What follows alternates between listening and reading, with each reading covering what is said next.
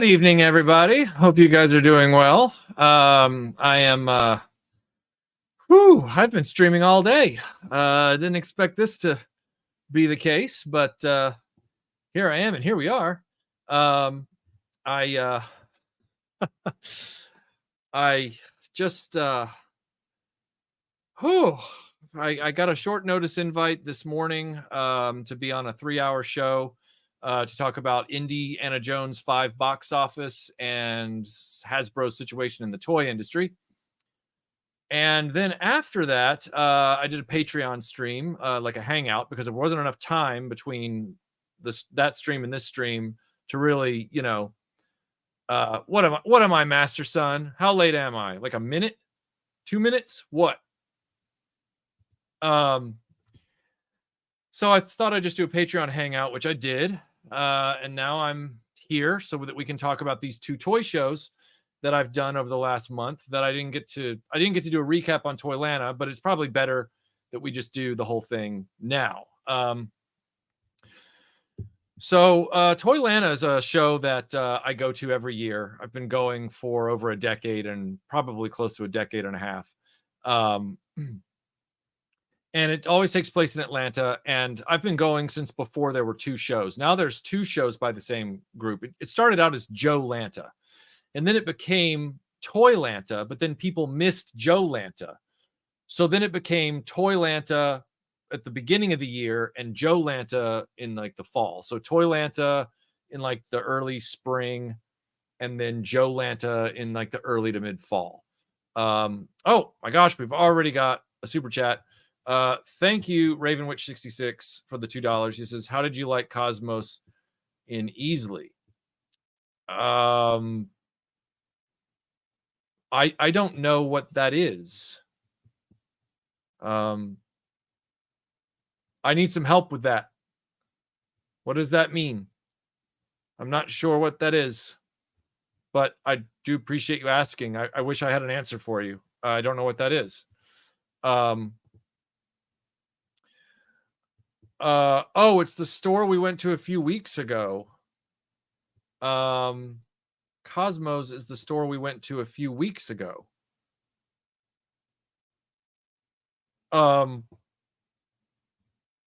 That's still not ringing a bell with me. What's going on here? Oh, now I know. Now I know where we are. Yep. Sorry, Ravenswitch. I had to thank you. Don't have to send a super chat. I have to follow up on that, but thank you for the super chat. Now I'm up to date. Sorry about that. Yes. So a few weeks ago, it was before Toylanta. I went to 2 toy stores when I went up to visit Scott Hughes. One is Cosmos, and the other was Toy Federation. And Cosmos was a very nice toy store. I picked up a few loose Marvel Legends there. Extremely clean and very well inventoried. Great show. But yeah, great toy store. And then of course I went to Toy Federation, which is now having this rather successful YouTube channel that they've based around themselves. They're the organizers of Retro Toy-Con in South Carolina. And now they have a YouTube channel and they have a very successful toy store. So then we went over there, and it seems like they're kind of like King Midas, like anything they touch turns to gold. Hey Flash, thanks for the kind greeting. I appreciate that. Do we need you to draw a clock? Why? I just didn't remember. I'm focused on Toylanta and the Comic-Con, so I wasn't thinking about all the toy stores that Scott and I had gone to a little while back. So yeah, it was a great store. Highly worth going to, Cosmos, and Toy Federation is a cool store as well that you should definitely check out. All right, so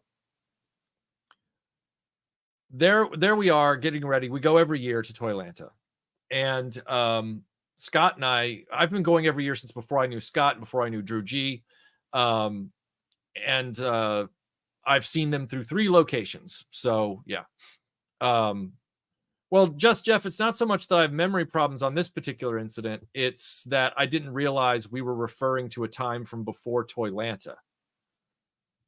That's my issue. If I had had a date range because I didn't remember the name of the toy store, then I would have been okay. So yeah, they were having their annual show, Toylanta, in the spring, and as always, Scott and I had planned to go on Saturday. So we're getting ready to go on Saturday, and it's a few days before. It's no problem, Raven Witch. No problem at all. No problem. Thanks, K-Dog. My eyes are a little shot, but I'm doing okay. I appreciate that. So we go to we get to the few days before, and Scott tells me that this year he's not going to be able to make it, and I'm like, okay, no problem. You know, Drew is meeting me there as usual because we meet Drew there as well, and I said, okay, great. I'm going to well, drive safe, Drew G. Drive safe. And I said, all right, well, I'm going to meet Drew there and we're going to go do our thing. Well, in the interim, as we've been planning this, Greg, who is the guy who organizes the Dallas Fort Worth toy show that Valaverse is going to be going to in June, he contacted me out of nowhere through Tony Roberts of Analog Toys. And he said, hey, would you like to join me for a panel? And I said, yeah, sure. What's it about? And he said, we want to do a panel on the state of the toy industry. I really like the way that you are very straightforward and honest about your opinions about toy lines and the toy industry. And you know a lot about fan makers and stuff. So I thought you might be a good fit for this panel. I said, great, no problem. And I said, well, take it. Hey, Daniel Dorian, good to see you. The whole thing with it was that I said, I don't know how this works. I said, but because the panel is after it starts at like 9 o'clock on Friday night, which is the first day of the show, it might be wise to ask the organizers if I can have a dispensation to just get in real quick, just to do that, because I'm going to come back on Saturday and pay my way in. But I don't want to have to pay on Friday, because Friday when you pay, you have to pay like for the full 3 days, and I didn't want to do that. So I turned around, and he was really cool, and Greg ended up helping me out getting in with the organizers and everything like that. So even though I go every year and I live in their backyard, I'm always just kind of like paying my way in and stuff. Because these toy shows have tight margins, and I just I just don't like asking toy shows that I want to stay running. I don't want to ask them for like free passes and stuff, because 1, I don't have an ego, 2, I'm not a salesman, 3, it just doesn't seem like the right thing to do. So that's why I was so careful about that. So they were cool about that, and they were enthusiastic. They were like, yeah, we know you real well, and anybody who's a friend of Greg's is a friend of ours, and all that kind of stuff. So yeah, come on down. So I came down on Friday night. Drew was going to meet me Saturday, and on Friday night, exactly, Michael Schaefer. Yeah, exactly. Pay your way and you never feel bad. 100%.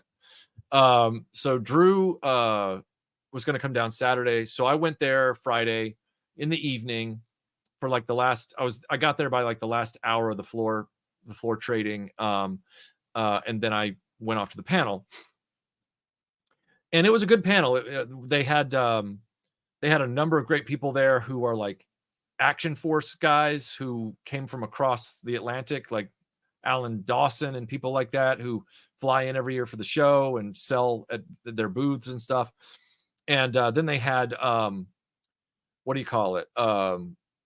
They had the guy there who was Matthew LaCroix's partner on Strike Force Alpha. He was like the designer of Strike Force Alpha. And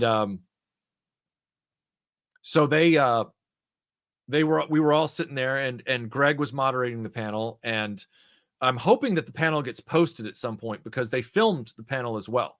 But we were getting all these topics addressed, like what's the state of fan makers and the state of, why are these bigger companies either, losing the customer or not addressing the customer's wants and needs properly. So it was a wide ranging discussion. And at one point in the middle of it, because they kind of ask each one of us, thank you, Joel. I appreciate that. Thank you, Joel. Appreciate that very much.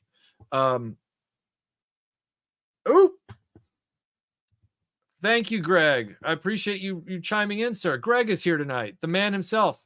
Waiting on Ace to send me the raw footage. That's really exciting. I can't wait to see that panel and replay it. Daniel says, have you played the TR remasters yet? Yes, I'm playing through them right now, and I've posted a few videos of some of my playthroughs on Patreon, played level by level. I'm going to be doing a review after I get all those playthroughs done. So yeah, that's happening right now. So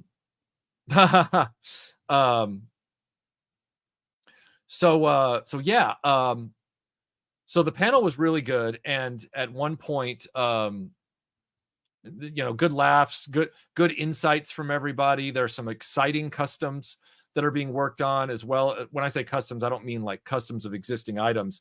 I mean like custom projects, like fan projects from the ground up that a lot of these guys are working on. One gentleman whose name escapes me, who was at the end of the row of panelists, he's working on an Action Man scaled Ghost Army World War II tank that's inflatable. Like it inflates just like the Ghost Army tanks did in World War II, but you can actually put an Action Man in it, and it's 100% correct scale to an Action Man figure, which is amazing. Amazing. Okay, so that's Ace Allgood. Okay, that's Ace Allgood. Thank you, Greg. I appreciate that. So Ace Allgood is doing this amazing Ghost Army tank, which is so cool. So then the next day we're there, and we're going around the convention, looking around. It was Drew and myself. A lot of great stuff was there. Good variety this year. Unfortunately, good to see you, Jason. Good to see you too. Hey, Toy Gains, good to see you. So there was a lot of good stuff there. And unfortunately for me, I was in a collecting mode at this point where I was mainly there for vintage, and I was trying to find some pretty select things. And they're not Star Wars, G.I. Joe, Transformers, He-Man, or Ninja Turtles. So there are other lines there being represented at the booths that are vintage, but you can still, get so esoteric that they get hard to find. Now, there was a lot of esoteric stuff there, but just not the stuff I was looking for.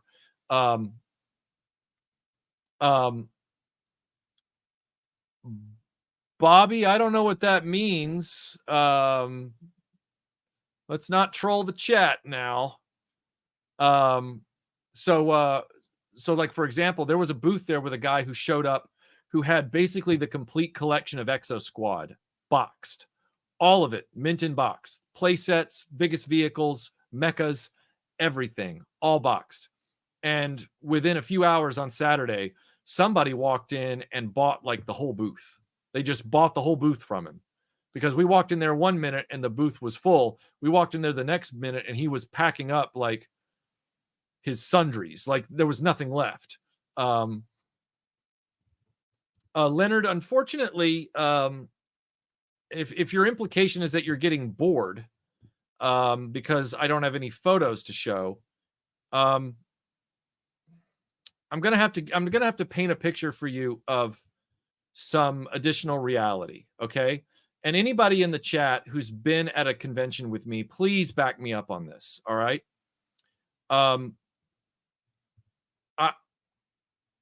I don't get very far at conventions. I don't get very far at toy shows. I get approached every 3 feet by people. I'm not complaining when I say this. I end up spending most of my time at a toy show just talking to people who've seen the videos on my channel. So that's why I don't go to toy shows and try and do videos. I don't go to toy shows and take a lot of photographs. I just go to toy shows to shop and then, spend a large amount of time talking to people. So I don't really get the opportunity to take photos or footage. On top of that, because I'm there and I'm focused to try and get certain items, if I was to try and do both, like take footage and all that and also do the thing, it just wouldn't work out. Nothing would get done. Both would be poorly served. There are a lot of photos of Toylanta 2023 online, and there are photos and videos already from 2024. So if you type that into YouTube, you'll find those videos.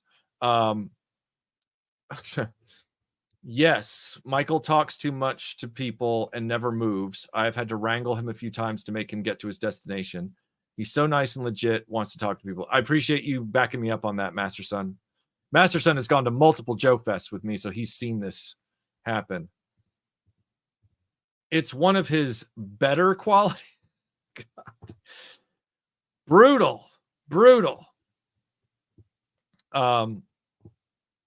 Oh, thanks, Gen 1. You get me a lot. You get met a lot. You're very respectful to folks and take as long as you need to in conversations. I've learned this in the 2 cons shows I've ran into you at. Thank you. Don, good to see you, sir. Good to see you in the chat. Always love to see you, Don. Good to see you. So there was a lot of activity going on at the show. And because I wasn't finding much of what I was looking for, I was ending up in more conversations.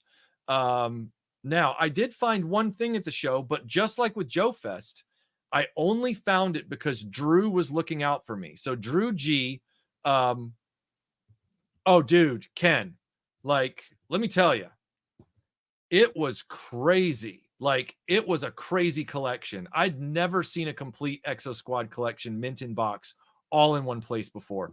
It was amazing. Lou, thank you so much. Says Michael speaks the truth. He was always surrounded by people, but he was very gracious to take some time to talk with me. Appreciate it very much. I even got to meet True G. Dude, Lou, it's always great to see you at the show. I always love talking to you. Michael is getting roasted by his own fan. Well, Master Son is just that way. It's all good. I met Michael at Joe Fest once. What are you talking about?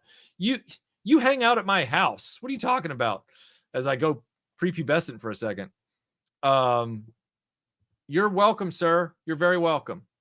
The one time I met Michael, he made Master Son hold me while he beat me up and stole my lunch money. Not really.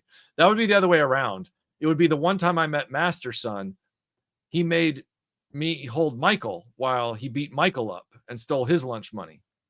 But yeah, like Drew G was looking out for me. He was running to all the booths as I was slowly making my way around. And the one thing I got at Joe Fest this year was an additional Infinity War Black Widow. And the reason I got that one, even though I've just done that video, was because I want this face sculpt, because I have a hair piece from an Invisible Woman that I'm going to paint and do Civil War Black Widow from the MCU. So he found that for me. So I was able to get that for a good price. Let's see.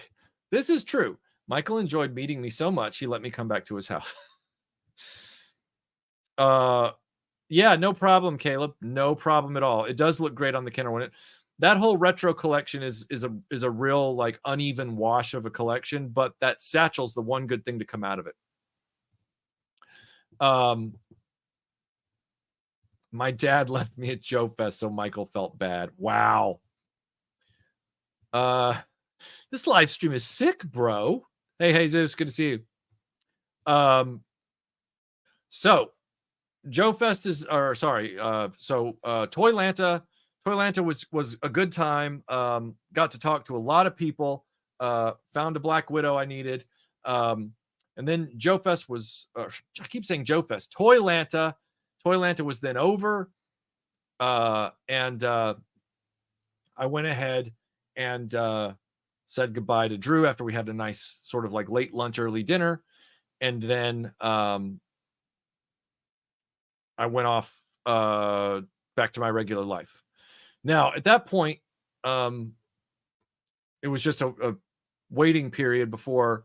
I can't remember if Scott had already told me about it or if he told me about it in between. Scott might have called me and told me about it between Toylanta and South Carolina Comicon. But then I get we'll just say he called me about it after that. So he calls me up about South Carolina Comicon, which I'd never been to. And he says, do you want to come up here for South Carolina Comicon in early April? And I'm like, sure. What's the reason? You know, like, because Scott is not the kind of guy who goes to a lot of comic book conventions. He goes to other things. And I said, what's the deal? He said, John Rhys Davies is one of the guests. And I was like, oh, because I've met Karen Allen, but I've never met John Rhys Davies. And for those of you that don't know, John Rhys Davies is the actor who plays Sala in Indiana Jones. He played Gimli in Lord of the Rings. He's played in a lot of movies that I really love, most notably The Living Daylights. He was General Pushkin in The Living Daylights. He's a prolific actor. I've grown up with him. So, of course, I really wanted to meet him. And because I'd met Karen Allen, I thought this is an opportunity to, you know, meet one of my mainstays of childhood and even present day movie making. So I said, yeah, I'll get up there. You just let me know when. So weekend comes. So it was this past Saturday. I get up at the crack of dawn, and I head out. Now I had planned a little meet cute between me and John Rhys Davies. I'd noticed that a lot of my friends and some other people, they always approach him in regards to Indiana Jones and or Gimli.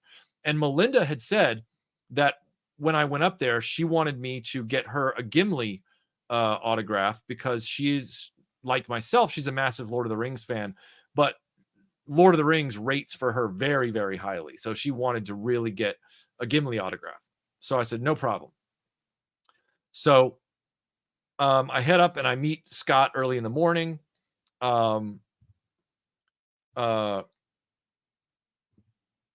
Unpopular opinion. I hope doesn't slide the chat sideways.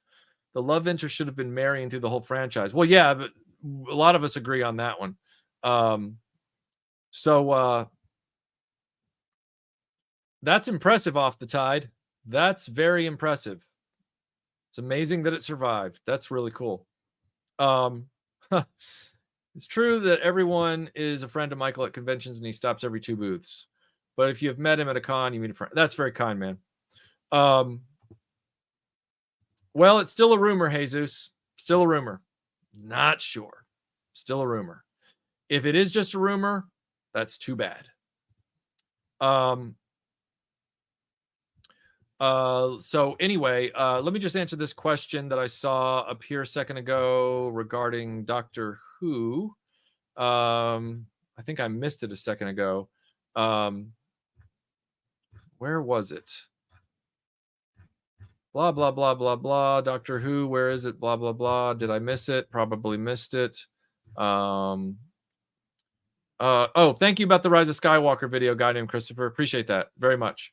And I shall, sir. There was somebody here who was asking a question. Oh, he says, Michael, since you're a Doctor Who fan, would you ever do a video on the Mego Dennis Fisher Doctor Who line? I have a complete Dennis Fisher Doctor Who, but that's it. I don't have Leela. I don't have K9. I don't have the TARDIS. I don't have the K1 robot. I don't have a Dalek. Those are all very, very expensive.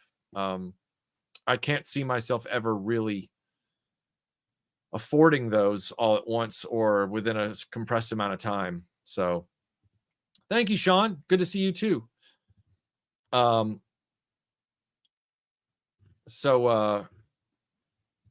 still boxed in your neck of the woods for 900 that's an impressive. I would say that's impressively affordable for that piece. Okay, so there I was, and yep, I was at SC Comicon all day Saturday.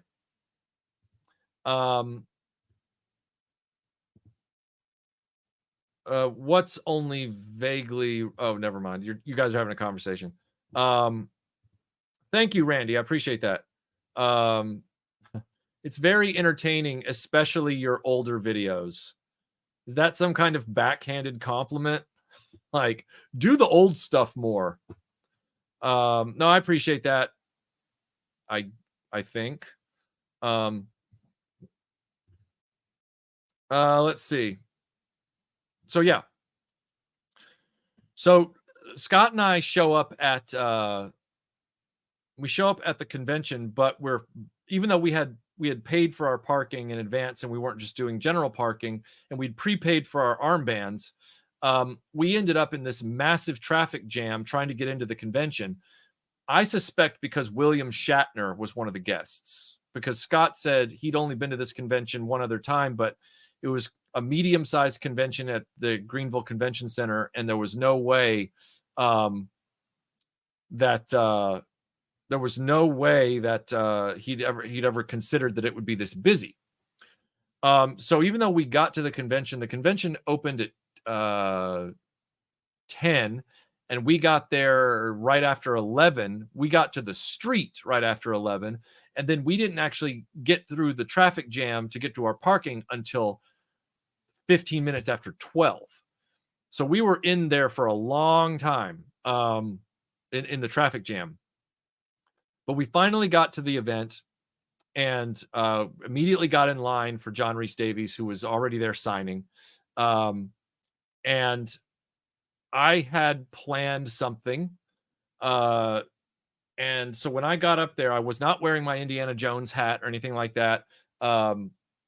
Scott and Drew graciously held my stuff for me. I was not dressed up as Indiana Jones. I do always carry my bag, as people who've seen me at other events know, and I wear my hat, but I was determined not to walk up to him with that because I really wanted to not throw him off, but I just wanted to tell him that as much as I love Raiders of the Lost Ark, my favorite movie that he's in that I think is worth a mention, that doesn't get mentioned enough, is The Living Daylights. So I had prepped the day before.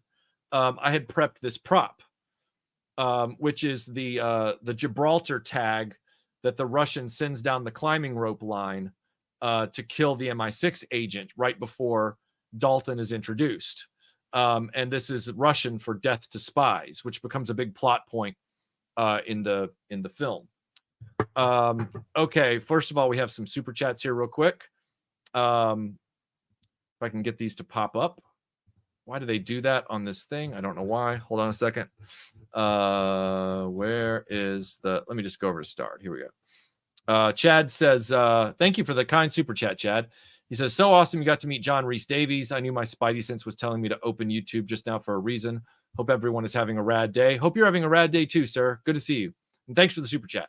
And Matt Movie 611, thank you for the super chat. He says, super chat to repent for talking inside jokes on the stream. Not a problem, sir. Not a problem at all. The stream is a place to have fun. All right. So I get up there and let's see here. All right, here we go. So we are now caught up on the... Am I caught up on the chat? Okay. Michael had intended to bring his huge hydraulic door prop from Living Daylights, but they wouldn't let him in with it. Yeah. Okay, so this is the prop that I showed you. And I walked up to his, after I, paid for the autographs with the handler and got the names written down and the other people had moved along. I walked up and I said, sir, and I put this down in front of him and I said, this was pressed into my hand by an MI6 agent on the island of Gibraltar. And with his dying breath, he said to me, it only makes sense that it took a pair of Welshmen to finally deliver the perfect 007 movie. And that's a reference to both him and Dalton being from Wales. And he gave me one of those big John Rhys Davies smiles. And then he just broke out in the line from Living Daylights when Timothy Dalton has him at gunpoint in the hotel room in Tangiers. And he just looked at me and he said, "Schmiert Spionum." He said, "It was a program in Stalin's time." He's like, it's been discontinued for, decades, or it was discontinued a long time ago or something like that. And I thought it was charming that he remembered the scene. He didn't fully remember the line, but neither could I. But it was just great because he remembered the gist. And so he's a very gracious man, and we had a nice little minute or two together. And I got to ask him what it was like as he signed Melinda's autograph and mine. I got to ask him what it was like to be on the set and be a performer in what was essentially a sort of, not a soft reboot like we call them now, but it was a readjustment of the James Bond franchise's tone. In other words, they weren't starting over, but they were trying to take the feel and the performances back closer to something like Ian Fleming. And he answered it the way I predicted he would answer it, where he said, well, he goes, "We were all very excited to work on the film." He said, "And of course it was amazing working with Timothy." He said, "Who was a great Bond." He said, "Timothy is a wonderful performer." He said, "And he did such a wonderful job."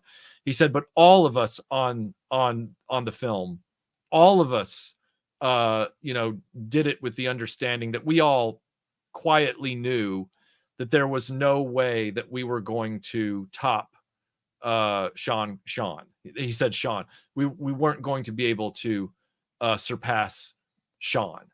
And then he gave me this big smile because clearly he'd worked with Sean Connery on Last Crusade as well, and he was of the generation that really grew up as a young adult watching the Connery films. So it was nice to see that, even as, I was very excited to meet somebody from my favorite Bond film, which is The Living Daylights. So we had a really good conversation about that. And I also found out some little interesting bit of John Rhys Davies James Bond trivia while we're standing there. His handler, who's a really great guy, yes, he was Don. Yes, he was Leonardo on the Star Trek Voyager episodes. He said, he told me that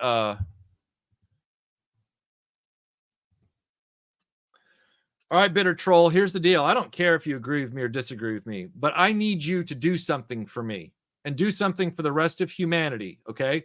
First of all, get a better name for your YouTube handle, because if you're going to be here like that, it's just a quick way for us to boot you, all right? Like, you're setting yourself up for failure by using that name, okay?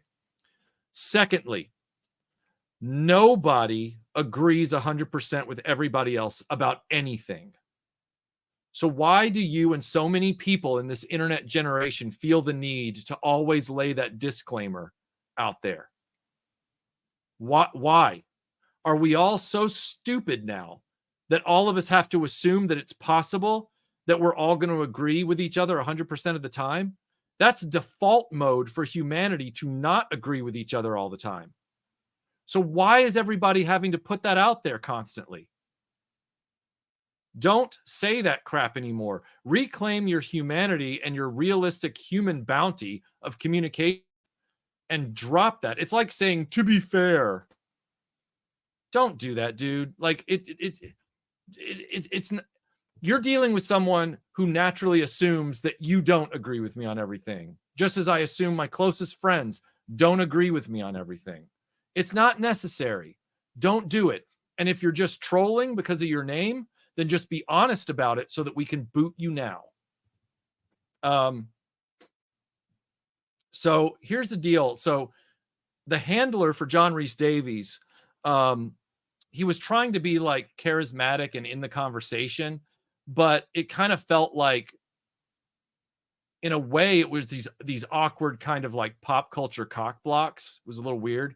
When I told John Rhys Davies that I loved The Living Daylights, this joker behind John Rhys Davies' stream says, he was like, he said, here's the deal. He said, yeah, but it had a horrible theme. He said it was like the worst theme song for a Bond film. And I'm sitting there going, dude, I didn't say this, but I'm thinking, you're John Rhys Davies' handler for the day, or maybe like you're his guy that he travels with. Maybe you know him well enough to say that. I don't know, but like that's really low. Like, holy crap. So I just looked at the guy and I was like, oh, I disagree with that. I love the Aha theme. And he was like, and he started like trying to mock Aha. And then he said it was the worst theme since View to a Kill. And at that point, John Rhys Davies kind of went like this because he was signing our stuff. And he looked over and that made him like jump because he was like, what are you talking about? He said, Duran Duran's View to a Kill is one of the best themes in all of Bond history. So John Rhys Davies, I can tell you for a fact, loves View to a Kill as a theme song for a Bond film, like as anybody with a brain naturally would. And his handler has like the worst takes on Bond I've ever seen in context. So that was kind of funny. But yeah. So John Rhys Davies signed this for me, which the reason that I chose this option was because while he had photos from Last Crusade that were dedicated, he didn't have any up there from Raiders of the Lost Ark. And the way I figured it, this had a photo from Raiders. The logos are all underneath. And John Rhys Davies is blameless for what happened with Dial of Destiny. So I was there. He didn't have any photos from Living Daylights. And unfortunately, I didn't have time to try and find one, which I would have preferred, honestly, just to meet him. But I obviously love Sala. So I got this from him for all of his Indiana Jones work, which I thought was really cool. So that was a really, really nice kind of moment that I had. And of course, I got a photo of Gimli for Melinda. I don't watch you on the regular. That's why I didn't know you had been doing the man-child news segments. Are you saying that you only watch my videos occasionally, therefore you'd never seen man-child news? Or that you knew me, but didn't know I was also the guy that does man-child news? I'm not sure what that means, but the advice I would give is that maybe you get a little bit more directly engaged in the YouTube content that you consume. So therefore, you kind of know what channels are doing the best work. Just a suggestion. Yeah, sounds like his handler isn't fit to pour pee out of a boot with instructions. Yeah, it was really awkward. I was like, wow, you're dogging on the Bond film that the celebrity you're helping out was in as a major character. Like, what the heck?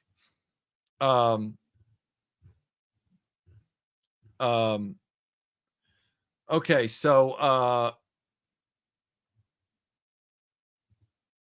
Mattel is making a Snakeman Lair playset. No, there was I don't recall a Snake Lair. There was a Fright Zone for Hordak. There was Snake Mountain. There was Castle Grayskull, and there was Eternia. Anybody that wants to shout out the She-Ra Crystal Castle or whatever, go ahead. But as far as Masters of the Universe, Fright Zone, Snake Mountain, Castle Grayskull, Eternia, and a mini playset, which was the Slime Pit. That was it.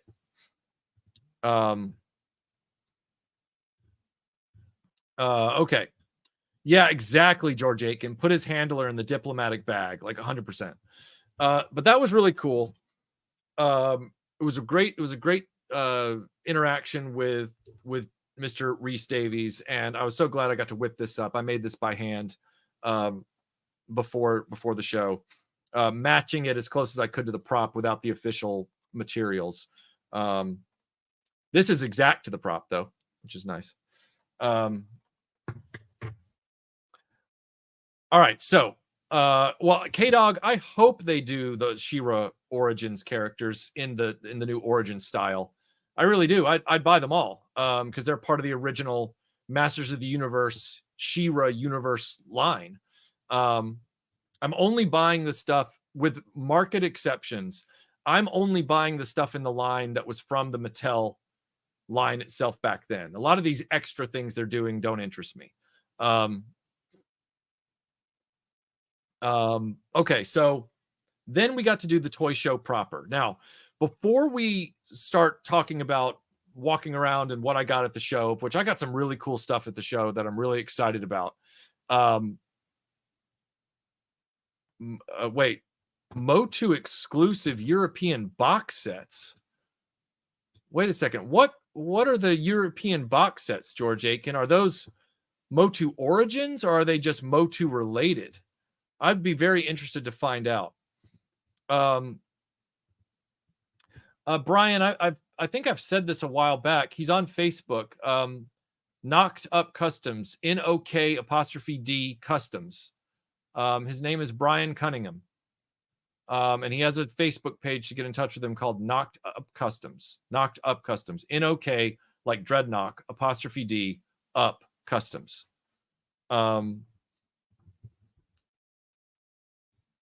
Have you ever wondered why Kenner stopped giving their figures knee joints in the 90s? Yeah, I do wonder that, but I don't know what to attribute that to except cost cutting. Well, Raven Witch, they didn't do Frosta in Origins. They did Frosta in Masterverse. There is no Origins Frosta, and I don't believe there's an Origins Catra. From what I understand, those are Masterverse figures, which is why it's a real frustrating thing to have those two lines running at the same time, because they're not stylistically the same and they're not even the same scale.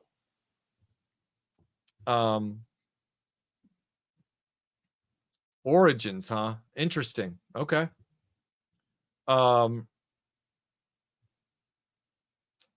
There's an Origins Bofa? What's that?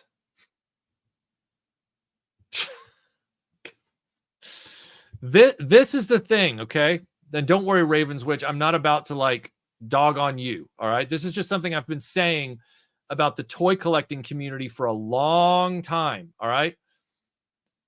So many people in the toy collecting community who are adults get so caught up in the emotion of what they're collecting that they don't pay attention to details and they can't keep different things separated in their mind. And then they just kind of go out there with info. It's, yeah. Oh, right. I collect Masterverse. I don't collect Origins. Oh, like that happens so often in our community because these toy companies are making these decisions that just confuse the consumer. And then all this misinformation flies around. It's so frustrating.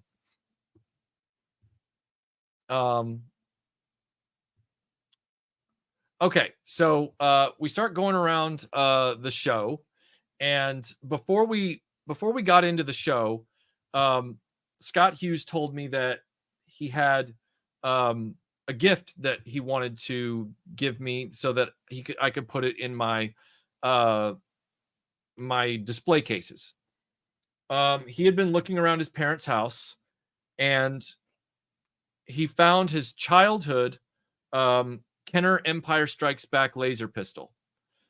Now, this thing doesn't even have rusty screws. Like, this thing is in immaculate condition.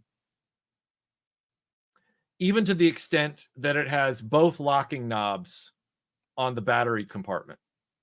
And this is the early transitional version of the Kenner laser pistol before they revised it from the Star Wars deco to the silver knobs with the orange trigger and grip button. So this was a mind-blowingly generous gift that Scott handed me. And it means that I now have, barring, I think, a Canada-only Return of the Jedi stickered Stormtrooper blaster, this is, I now have every US domestic Kenner dedicated role play toy blaster. So now all I'm missing is a very good to mint condition green Force lightsaber. So that was cool. That was very kind of Scott Hughes to do. Yeah. Wow. You know, this phone number called Spam Risk has been blowing up my phone all day. It's really, really nice that we can only in this country have no robocalls for a certain amount of time. It seems like, not to get political, it just seems like our government can never stop that permanently. They can only stop it for like a year or whatever. Thanks for doing your job well. Okay. So then we get into the show proper. Now we've gone back to the car. We've dropped off the John Rhys Davies autographs, and we get back to the show. So I met, I saw this guy's booth. He was an artist called Greg Krivak. Or no, sorry, Greg Krivak. Greg Krivak. This is his card. And he had these really great prints that he was running a sale on these prints, and I this one jumped out at me. It was Doctor Who, as my camera, of course, goes there. It goes back into focus. So this was a Doctor Who print that I loved for two reasons. One, it's got Tom Baker in what's essentially like his second season revision costume, but it's still his costume when he was traveling with Sarah Jane. And he has Sarah Jane, who's my favorite character from Doctor Who, on this in what I thought was her best outfit from the entire series, from Planet of Evil.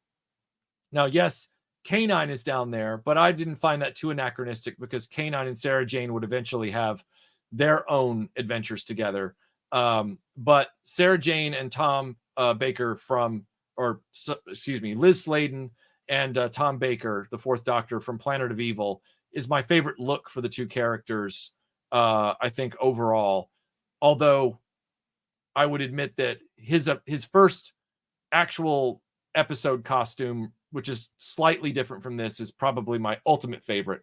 But I love this version of it, which is the Pyramids of Mars, Planet of Evil kind of look. I love this one a lot too. It doesn't put me off like the maroon monster from his final season. So I had to pick this up from him. Well, he was running a deal on his prints, and I thought, well, okay. I don't see anything because I was only standing at one side of the corner of his table. So I didn't really see anything at first that I wanted to go with it that much. He had some Indiana Jones prints, but they weren't really doing it for me. Not because they weren't good, just because I have a lot of Indiana Jones stuff. So I thought that I was gonna, go off and have just one print. Well, I turned the corner, and on the corner, suddenly I saw this other print on the other side. I should have checked it. I didn't. And I was like, oh man, I have to have this print. And this is the print. And I just thought, what's up, Michael? Oh, hey, Shinken Red. Good to see you. And I thought, this is a print that I have wanted. Like, this is my ultimate mashup. Like, Christopher Reeve, Linda Carter, and Adam West. Like, my first live action Superman, Wonder Woman, and Batman. And some people who were standing there, were saying, well, they would want Michael Keaton's Batman down there. And I'm like, right, but Superman and Wonder Woman in these depictions started in the mid to late 70s when Batman was still gray and blue. And Michael Keaton was the resurrection in popular culture of the Dark Knight Batman, who was the loner, who was in a world where there were no other real superheroes. So I feel like this is a great distillation of it. And I also did appreciate that he kind of, rather than make a joke out of Adam West, he idealized him a little bit for a potential movie poster, which I think is awesome. And I agree with you. Where did I see this comment? Somebody said, I'd have watched that movie. Where is it? Yeah, Man of Action. He says, I'd have watched that movie. I would have too. I love this print. So I was so glad that I was able to get this print from the guy. This is like my Justice League right here. This is my, Super Friends and everything. So that was really fun to get those right at the start of the convention, or the start of my vendor search. And then we walked around and I tried to find some anime. Johnny Venerable, thank you for the kind super chat. He says, Michael, are you encouraged by what you're hearing on James Gunn's Superman? Appears to be drawing a lot of inspiration from Christopher Reeve. I hope that's true. I try and give Superman movies a chance when I see them coming out. I gave Man of Steel a chance and I hated it. That's no shade on Henry Cavill. He did what he was asked. Unfortunately, I don't like Zack Snyder as a filmmaker, and that's what happened there. I will try and stay objective and unbiased about something I haven't seen yet when it comes to Superman. So we'll see. Yeah, the worst thing about it, that movie would have worked. Yeah, it would have. It really would have. No, Steve, I didn't. You'll want to talk to Analog Toys about $6 Million Man videos. Steve, I just want to tell you, and I don't mean this with any sarcasm. If you type in RetroBlasting and then you space and then you type in $6 Million Man, if I have videos, they will come up in the YouTube search bar. If I don't, they won't. It's just a quick way to find that stuff out.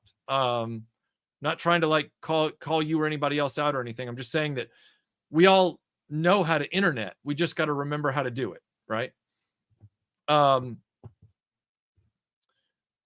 Let's see. I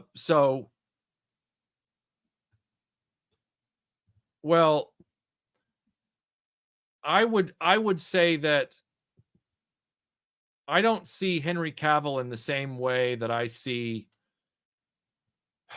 I don't know, there are some actors that truly do elevate the material. I don't think Henry Cavill or any other actor can elevate Zack Snyder material. I just don't.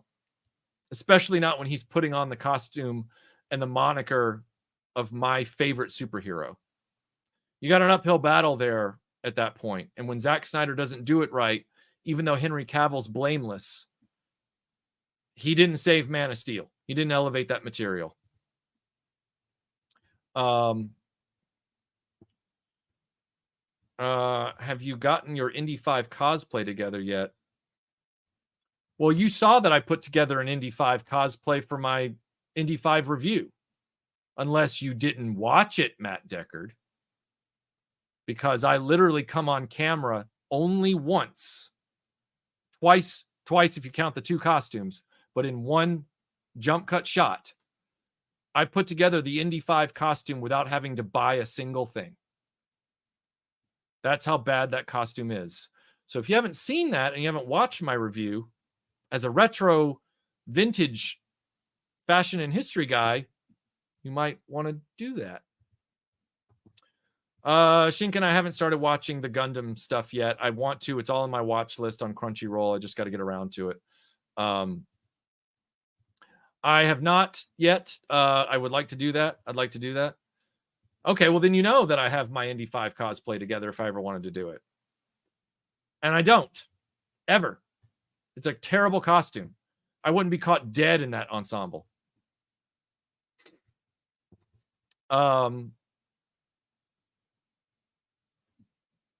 Okay, so I don't have Disney Plus, K-Dog. Maybe if it comes out on physical media, maybe. But I don't have Disney Plus. So I thought everybody hated Gundam Seed. Pretty sure everybody hates it. I can't pull that off, Matt Movies. I'm not young anymore. I'm like pushing Last Crusade age at this point. So I'm between Temple of Doom Harrison Ford age and Last Crusade Harrison Ford age. So figure that one out. All right. So we're going around the show. I just gotten these prints, and we go into one booth. I believe you. That just means that's why the indie cosplay thing threw me off, because I was like, well, he should know I have an Indy 5 costume that I've already shown off, meaning like sarcastically on a video. That's why that threw me off. So I appreciate you saying that, Matt Movies. Thank you. I have not seen Wonder Woman 77 Meets the Bionic Woman. I've heard it's good cover art. I don't know what the interior art looks like, but as a Gunpla collector, talking to Michael about Gundam someday would be cool. I have it's now the most successful title with the recent movie. Oh, okay. I mean, one day I will be watching it in the near term future. It's just I got to get there. I got to be able to devote time to it, because when I watch it, I want to watch it through and then start making videos about it. So I don't want to just watch it while I have to make videos about all this other stuff. Okay, so we went into this one booth, and a Snake Eyes that was not going for like super high prices, but going for, it was a G.I. Joe Classified Snake Eyes, because I'm collecting a very, very limited amount of G.I. Joe Classified. I'm only collecting the ladies of classic G.I. Joe, and I'm collecting what I call the Vietnam friends, Snake Eyes, Stalker, and Storm Shadow. So I've already picked out which versions of those that I want from the classified line. This was the version I had chosen, but it was still like kind of pricey on eBay. Not as pricey as the retro one on the retro card, which I decided I didn't want anyway. But the other ones that were less expensive, I didn't want those at all. But this guy had it for this amazing price. So I picked up from this vendor the first Commando Snake Eyes Alpha Commando. The reason I chose this one was because I like the Commando version the most.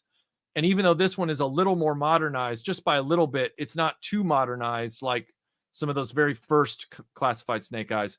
But the other reason I wanted this one is because the Timberwolf looks better in this one than that overly white timber that's now on the one with the V2 kind of version. So I was very happy to find this to go with my very focused classified group. So I picked this up. So I'm really happy with this. Can't wait to open it up and look at it. And then we were going around the show, and we were in a booth, and I saw Scott doing this kind of what do you call it? This sort of clandestine purchase. And I was like, what's Scott doing over there? When I saw what he was doing, I told him, stop, don't do that. You don't have to do that. And he purchased for me a complete archive card set for the Living Daylights.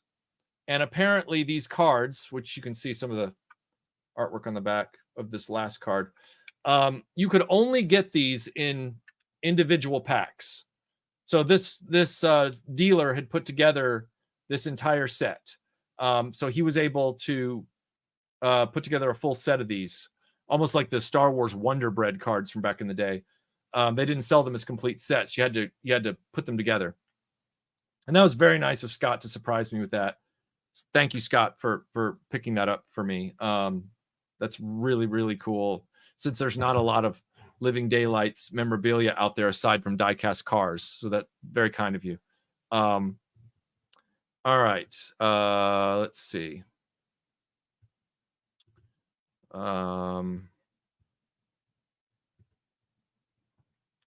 Well, I have it on good authority. Michael, do you review other people's toys you have no interest in buying but are curious about? Mezco Dick Tracy, for example. Well, I try not to review things I don't have in hand. And I don't mean that like keep it in hand. I just mean if I can't observe it firsthand and I can't work with it firsthand, then I tend not to review it. So not usually. As much as I love what I'm seeing from Mezco for Dick Tracy and for The Shadow, they're very pricey. I loved the Mezco Ninja Turtles, but they came out faster than I realized they were coming out, and they were also expensive. So now they're going for ridiculous money. And that's fine. You know, you only live once, and I have my focuses, and I don't worry about material things that I missed out on for the most part. My money is prioritized towards other things. And so as much as I love Dick Tracy, as much as I love Mirage Ninja Turtles, as much as I love The Shadow, you can't own everything. So I'm okay passing on some of that stuff for now. And I'm okay missing out on some of that stuff by now.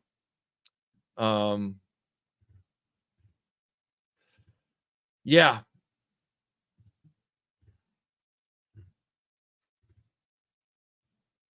You've been a sucker for cards lately, Laser Pants? I didn't know that. What are you collecting? What are you looking for? Yes, Gilster. I saw the trailer for it today, finally, coincidentally. And I am excited to watch that movie. I can't wait to see that film. It looks like a lot of fun. I will be there. I will be there to watch that movie for sure. Well, Arjun, I have a big box of pre-Crisis Superman. I have a number of the archive editions volumes that I've also read. I do love Golden Age Superman a lot, but I also love Kurt Swan Bronze Age Superman. I don't really have like a favorite individual comic, but I do love the stories that came out of the Golden Age, and I love the stories from the Bronze Age. The Silver Age is so like fantastical and sci-fi and zany that I don't always plug into those very easily. But Golden Age through like up through prior to the Atomic Age, and then like in other words, everything post-war and during the war, I'm really into. And then like from the sort of like 70s soft reboot through the 80s, I like reading those stories. I think they're charming. Some people would say those stories are as silly as the Silver Age. I don't know. There was a style to the way they did stuff in the 50s and the early 60s that I'm not as big on. And also the way they drew him back then. The way they drew him in the 50s and 60s, he was like all torso and not really abs, but just all torso and wide waist. And it was very awkward to see the way they drew him back then. So I like the artwork even from the Golden Age and then the artwork from the Bronze Age better than I do the artwork style in the Silver Age. So that's my answer there. If you could have one company producing James Bond figures, what company would you want and what scale would you do it in? At this stage, I freely admit that I won't fight against the grain. I would, 6-inch scale Bond figures. And I would only have one company do it, and that would be Valaverse, because Valaverse knows how to do 6-inch scale figures the best. I think you could get a lot of reuse out of the Bond bodies, so that you could do a good number of different versions of the different actors who played Bond, with minimal tooling differences. I think it'd be very cost effective. The thing that's not cost effective about Bond is likeness rights and license rights for 007. Which is probably why a lot of companies haven't done a lot of Bond stuff. But I would love to see Valaverse do Bond. That would be so cool. I would love to have Timothy Dalton in that sniper conversion tux, with that Walther sniper rifle. And I would love to, obviously as a bias, I'd love to have Timothy Dalton from the Aston Martin chase scene with the black jacket and everything on. But I would also love to have, a lot of other Bonds like Goldfinger, in Sean Connery in that suit that he wears through most of Goldfinger with the Walther, and it would be really cool. And man, if Valaverse could do vehicles as well as he does the Renegade, or sorry, not the Vanguard. It would be cool to see a Valaverse series of, 1/12 scale Aston Martin Bond cars. God, that'd be great. But that is a tall order. So,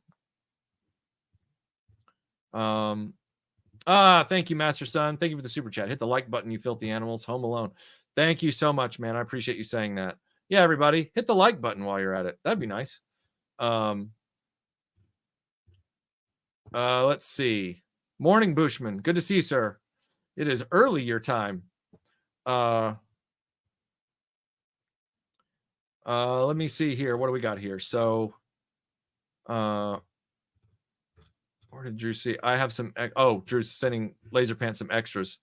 Michael Schaefer says I would want soft goods on a Bond line personally. 12-inch would be perfect. Wow, that would get pricey for me, but yeah, I can understand why you'd want that. Yeah, if it was 12-inch and everything was being pre-made, then at least I could focus my collection where I would focus on buying just the Living Daylight stuff if they ever got around to it. I would love to have a standard like Aston Martin style Aston Martin V8 Chase Dalton, along with a Cara Malovi played by Miriam Dabo. Yeah, that stuff would be really cool. That'd be really cool.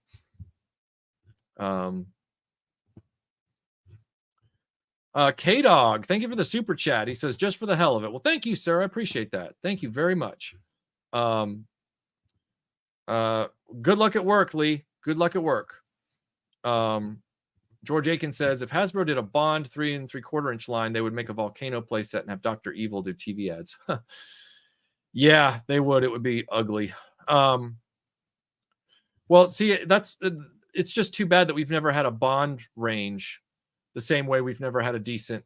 We've had more Indiana Jones toys than Bond, but both of them have been shortchanged ultimately. And it would be great to get a deep dive Bond line that was like this legacy action figure line that came out with a lot of those different figures. Did they really? Did they? I've never heard that. I did not know that. Which female co-stars didn't like him? That's weird. I thought he was, from what I heard, he was professional and he really was dedicated to the books and all that kind of stuff. And was he just unapproachable? Did they just not like his personality? I mean, condescending? Oh, well, he's a stage actor with a lot of accolades behind him, and he's very serious about his craft. So I'm sure he can get a little, like that. But I mean, that's a very, very generic kind of criticism. Yeah, I liked him myself. And whatever it took to get those performances, I haven't, Flanman. I will. Thank you for the suggestion. Jason, thank you for the super chat. $4.99. Thank you so much. He says, tribute to the channel, Michael. Well, thank you for the tribute. I appreciate that. Thank you, sir. All right. Now, after the show, after we got back from the show, we stopped by Toy Federation and looked around again. I didn't end up picking up anything, but they still have a great inventory. It's really impressive. Really impressive inventory there, for sure. And then I decided that I would, after I got home, I had to run some errands. And I decided I would stop by Walmart the next day. So I stopped by Walmart, and sure enough, there was an item on sale and on clearance sale, yellow tag, as they do at Walmart. And I decided, well, given that there's a good friend of the channel that is insisting on sending me some of the Motu Origins figures that I, missed out on because they were exclusives and they sold out quickly, and all that kind of stuff. Maybe this clearance price tag is my sign that it's an on-ramp to get back on this Motu Origins thing and finish out the Mattel line, because I heard they were making Too Bad. Finally, he's going to come out, and I heard they were making a number of others. Oh, I know, KBA. The man just doesn't age. It's crazy. So I picked up the Motu Origins Point Dread Talon Fighter. And it's really, I mean, even at its original price point, which is funny because it was the same price point as Mossman. Like, you get all of this for the price they were charging for Mossman. Then this goes on clearance, bringing Mossman down to a somewhat reasonable price. And you're still getting all of this for the same price that you get for Mossman at that reduced price. So I was really impressed with this. And I have the vintage original, so I picked this up, and really high quality all the way around. This is what the Origins line started out as, was just this great tribute to the original while working out the kinks from the original pieces and the original figures. And then, they're midway, Motu Origins lost its way. They lost their focus. They started phoning it in for a while, which didn't help me wanting to continue the line. With Mattel trying to shut down Jurassic Park channels, that also didn't help me want to continue the line. The exclusives didn't want me to help me want to continue the line. But it seems like maybe they're trying to return to form with this, I hope. This was really nice, and I'm glad I picked it up. So I have this, and this is one of my final purchases from across the two toy show experiences, I guess. But some of the things that I wanted to find at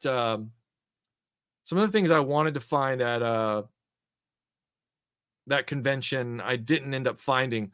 So more than likely, what's going to occur is I'm going to have to go to MomoCon, which is the big anime convention in Atlanta in late May. I'm going to go to MomoCon and look for some memorabilia that I'm hoping I can find stateside without paying Japanese shipping prices on. But yeah,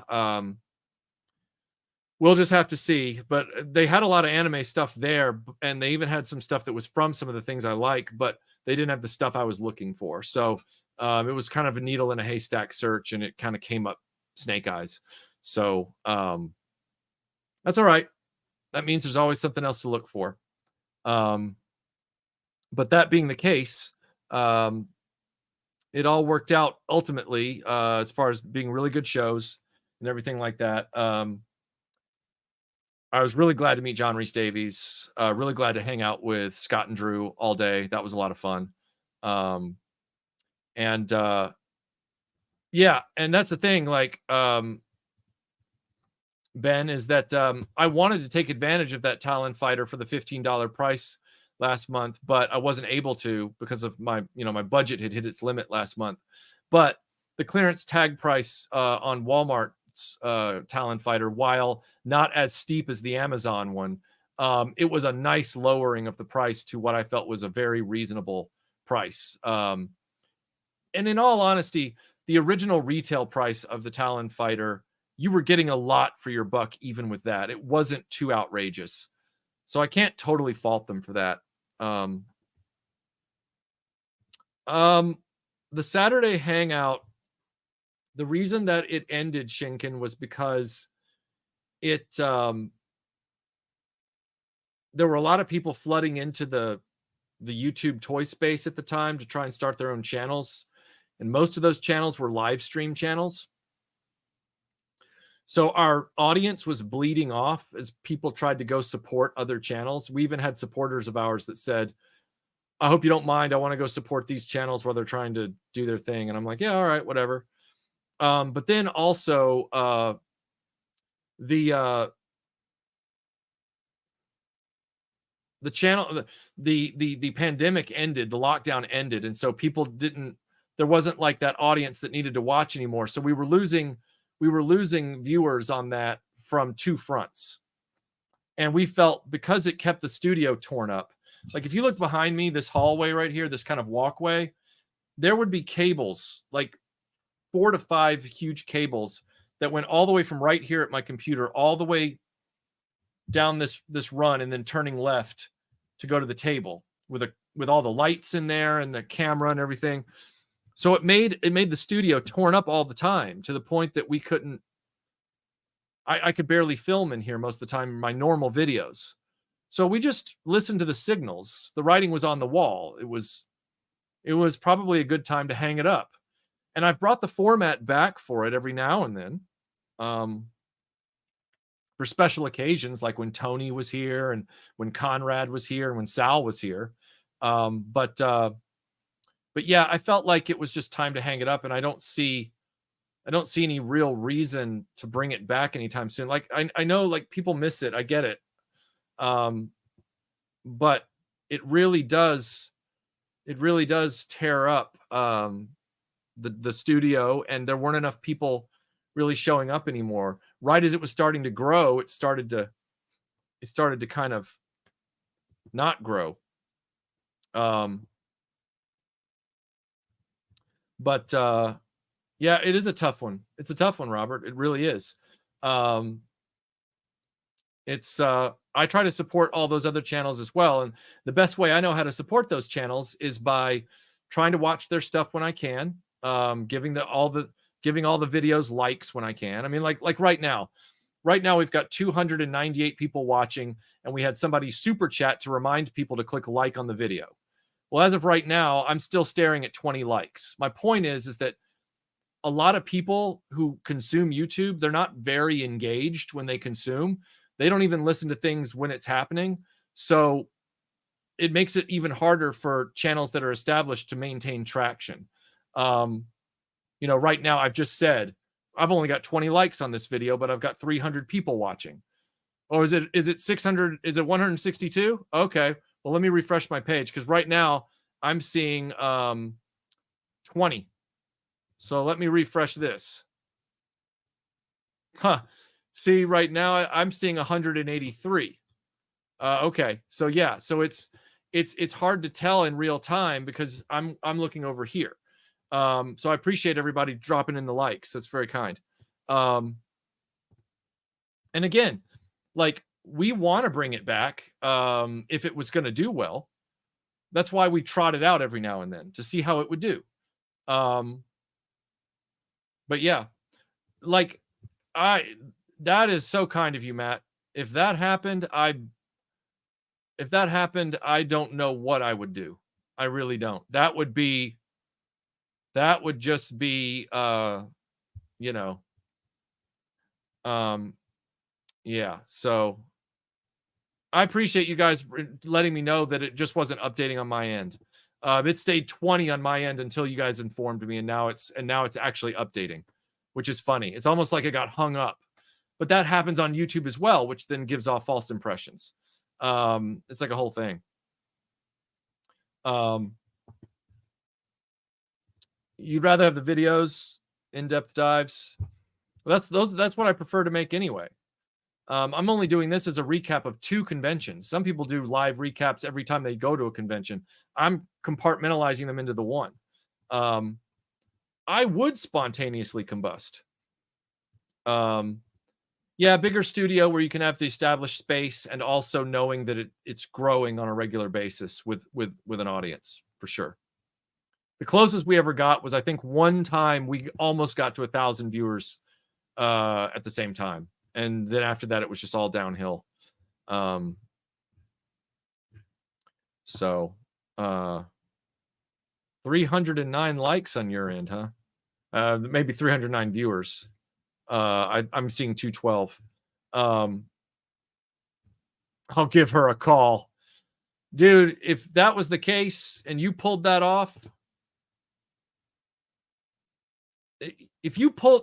look, Ryan, I'm just going to be completely honest with you. If you pulled that off with your charisma and didn't tell me and then surprised me with that, I'm pretty sure you could steal my Jeep after that, and I wouldn't.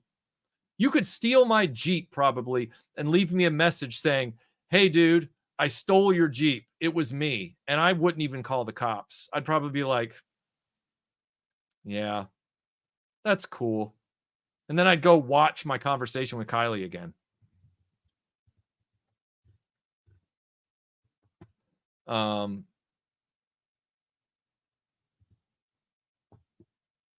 What do you mean you tend to ramble?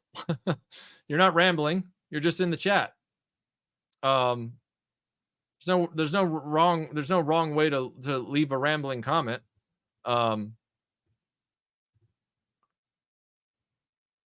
Yes, Oliver. My Snake Mountain Origins review will probably be. I will be Snake Mountain, or the Origin Snake Mountain will appear in a broader RetroBlasting video about an update on the Origins line, probably. But a dedicated Snake Mountain Origins review will appear on Patreon, because that's where I put the Origins Castle Grayskull review that I did. That's where I also put my Ninjor video was on there. Oh well, yeah, Don. I mean, yeah, that's a foregone conclusion. That'll happen. Yes, that'll happen. Yes.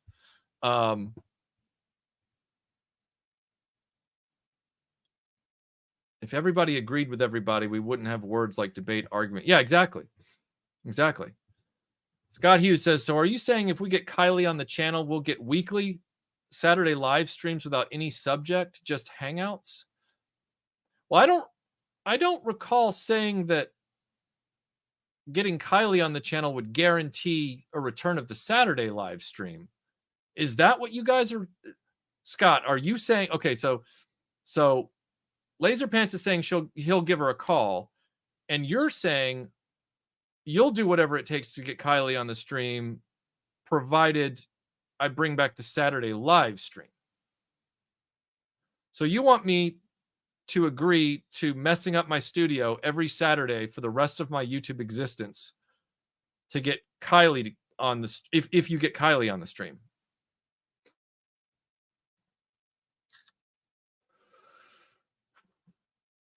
So you're not getting me in a situation where I can actually meet her in person.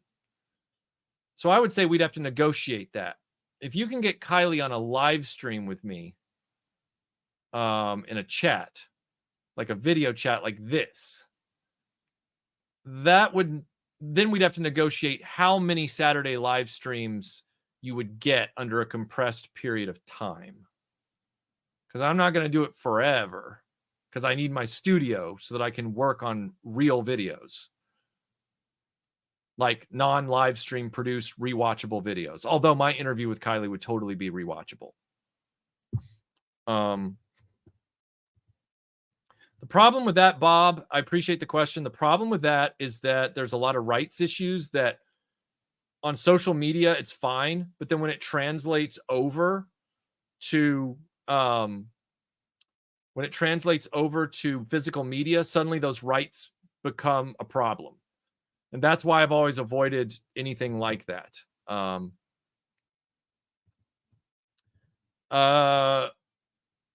Well, James, like I said earlier, yes, the line got bloated, and I couldn't get a lot of the exclusives. But then somebody who was gracious enough, when I just happened to say that on the last live stream, they just volunteered to send me duplicates of those figures that I'd missed out on. So they caught me up, even though I haven't.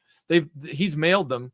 I'm blown away. I tried to pay him for them because I missed them trying to buy them, but he's caught me up on those. And so now I feel like, yeah, I can.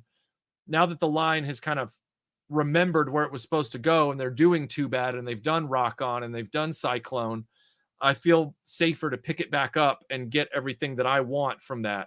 So I'm trying to catch up and finish out the vintage Mattel remakes in the line, barring Eternia. I hate Eternia. I don't do corporate crowdfunds. Don't ask me about it. I don't care about Eternia. I hated it as an 8-year-old. I hate it now. Don't ask. Kylie comes on the show and turns out to be a huge Bionic 6 fan. Well, that would make Master Son's day. That would make Master Son's day. Hey, Michael, would you ever consider putting any of your videos? Wait, did something jump? Is this about you stealing my car? Or is this something else? Okay. All right, so we got some super chats here. Let's see. Oh my gosh. World Made of Cardboard says, for the Get Kylie on RetroBlasting Fund. Oh, that's funny. And then Master Son 42 sends $5 saying WMOC has it right. World Made of Cardboard has it right. More for the Kylie Fund. How do you know that a fund is what it's going to take? Like, that's a... Oh my God. The regular Kylie live stream fund. Michael Hinkson for the Kylie Fund. Gee, how do we know that that's what that takes? Like that. Okay, guys. Like, look, I feel like Mary McDonnell on the phone in Sneakers. I don't know that look, RetroBlasting does not do GoFundMe's and Kickstarters. Okay, there is no Kylie Fund. We don't even know what it would take for that to happen. Okay, so like, let's no longer pretend that there's some unspoken Get Kylie on the live stream fund. All right, like, there needs to be a discovery period here. All right. And Scott Hughes sends another $5 super chat saying, especially for you, the locomotive. That's a really good in joke there, Scott. I pick up what you're putting down because, as you know, I know everyone can be bought. Yeah, that's probably true. Robert's Infinite Realm says, I agree. Eternia was an ugly playset, only valued because it was rare as it came out in the end of the line. I never liked it. Yeah, I didn't either. It didn't reflect the original mythos, and it didn't even reflect anything in the cartoons. It was worthless to me. I smell a collusion regarding Get Kylie on a live stream. Anyone know what the Kylie Fund is at the moment? Oh, God. Oh. Guy named Christopher says, hey, Michael, in your Warner Brothers Rot video, you showed off your Lois and Clark DVDs. Where does that show land for you in the vast array of Superman content? I love Supes and have yet to dive into it. At the time, I watched it when it aired, starting in the fall of '93. I really liked that show for the first like 2 seasons. The third and fourth season get a little silly, and unfortunately, the show was promised a 5th season, and so they ended it on a cliffhanger, and then the jerks at Warner Brothers pulled the plug at the last minute. So you never really get a resolution to a massive cliffhanger. I wish that they had always followed that up with just like a reunion movie to get that done, but that's never going to happen now. But I have a soft spot in my heart for Lois and Clark. I don't loathe it the way some people do. I think it's truer to the spirit of Superman than a lot of stuff that's come since. Yeah, I don't hate it. I don't hate Lois and Clark at all. We need to see Kylie on the show and singing to you. I don't want Kylie singing to me at all. I want the opportunity for an interview. I just want the opportunity for an interview. I do not like people serenading me. I don't like that at all. I don't do karaoke. Nope. Paleozoic. I actually have back there, Melinda got me for Christmas. Not that I asked for them. These were very random gifts. But she just got them because she thought I'd like them. She got me the really big black box R2-D2, and she got me the black box Back to the Future DeLorean. If you've seen my videos, you know that I've collected the modern Indiana Jones sets. I collected and did the video on the new Galaxy Explorer. So when you say modern sets, if you've seen my videos, you would know that to be true, unless you're saying that because those are continuations of older lines that you don't consider them modern. So you need to define for me, since you're a bricks channel and you guys in the Lego community have your own lingo and your own stuff going on. What do you define as modern stuff? I would be curious. Drew G says, okay, I'm in, but one question. How does Michael and YouTube getting money make Kylie want to come on? That's what I'm saying. Thank you, Drew. That's why I'm saying no like unofficial GoFundMe action going on here. Like this is no. Oh my gosh. Stickfa says, for the Kylie fund, did I miss a deadline? This is not my fault. This is the friends of mine who are also troublemakers in the chat. You know who you are. You know who you are. Michael Hinkson, you're very kind. But again, like Drew G said, magic, Scott? You're going to tell him magic? Like, really? Oh, geez. Yeah, I agree, Lee. Season 1 was the best of Lois and Clark. Yep. Now, Steve, I have to ask, that emoji at the end reminds me of those angry falling blocks from Super Mario Brothers 3. Is that what that is, or is that just a random emoji? Because it looks like an evil Super Mario Brothers 3 castle fortress block that's been told a really good joke. My God, Scott. Thank you for the super chat. Unofficial GoFundMe. No, don't. This, you know what I'm going to end up? I'm going to end up on the Internet Anarchist video as like the guy whose channel was destroyed because his reputation for not doing GoFundMes was ruined by his audience forcing a virtual GoFundMe. And then he's going to be like, yeah, a guy whose audience like was trying to do him a solid, but like totally wrecked his reputation while he was trying to fight to keep it. That's all right. At least it'll be unique. I know that world made a cardboard, and I appreciate it. He's not looking so well. Anyone got the number to Make-A-Wish? I know wow, that's so dark. That's so dark. Right? Doesn't it look like a thwomp? It totally does. Oh my God, Ryan, thank you for the super chat. Step 1, send Michael money. Step 2, step 3, Kylie comes on Retro. Oh, Tim Ward, my dear friend Tim Ward, they're doing super chats, hoping if they pay you about $50 and you'll do the legwork and you'll resume the live streams. Yeah, the onus is on me to do all the legwork to figure this out. Oh, it's a beautiful moment when that happens, isn't it, KBA? Because it means that she's still out there, and just because America tried to ignore her for a long time, she just kept doing her thing internationally, and then America finally handed her a Grammy last year for a song that not even international radio wanted to play because they said she wasn't young enough.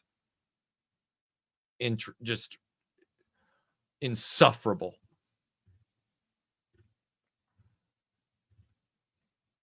Oh my gosh, Ravenwitch, thank you for the super chat. Can't be left out of the Get Kylie fund. Oh, I'm so done. Like, oh man. The Kylie fund is the new thing. The days of drinking when Michael leaves camera or calling each other the doctor. Oh man.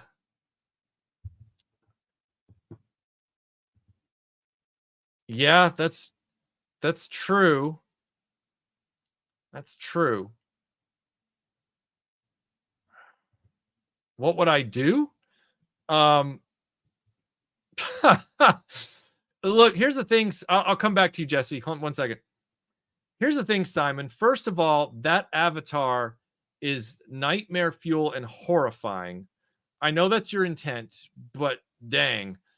Second of all, my channel, if you don't know much about it, I pay for all my toys. I don't do corporate crowdfunding. I don't do GoFundMes for things like, hey, send me to a convention, or hey, take me on vacation, or hey, pay for my hiatus, pay for my professional sabbatical.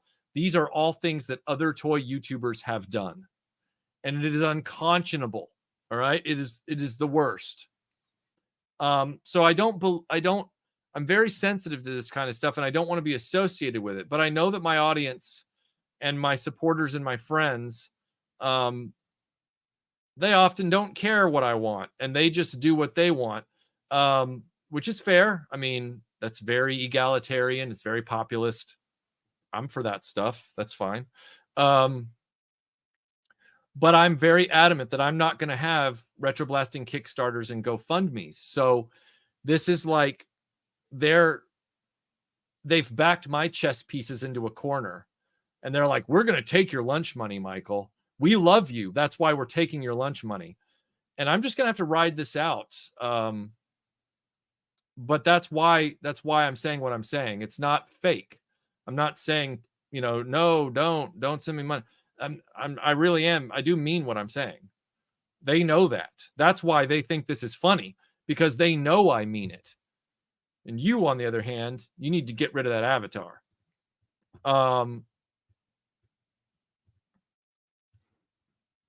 I was in Five Below this past Christmas, and one of Kylie's Christmas songs was playing. Yeah, her Christmas album's great. I have to think they do, Tim. I have to think they do. Jason Anderson, thank you for the super chat. What? Like I'm not going to keep a good bit going? My God. Tim Hayes has it down though. The Kylie Fund is getting eaten into by the YouTube the YouTube thing. So yeah, that's true. It's also true, Mark Stevens. It's also true. Look, this is one of those things that, the atmosphere in the room is not something like I'm trying to be reasonable, logical, and rational. And Tim Hayes is right in there with me trying to do it. But there are some people who are just, they are charismatic, bomb-throwing troublemakers that mean no harm, but they gonna do what they gonna do. And here we are. Don says somewhere Kylie's people are planning on how to get their 20% for the use of Kylie's name in this live stream. I know. Yes, I do, Starman. I do like Jackie Chan's movie, My Lucky Stars. That's a classic. Yes, sir. Or sorry, I assumed based on Starman. You might be a lady. So thank you. Guy named Christopher. I'm a sucker for a running gag for Kylie. Oh, God. What are you doing, Master Son? You're the instigator. You're one of the major instigators in this. You and Scott Hughes. Master Son, thank you for the super chat. He says, Mike, I need you to look pathetic for screenshots. I'm going to send them to Susan Sarandon so she can come on and say, just for the cost of a cup of coffee, you too can help Michael meet Kyle.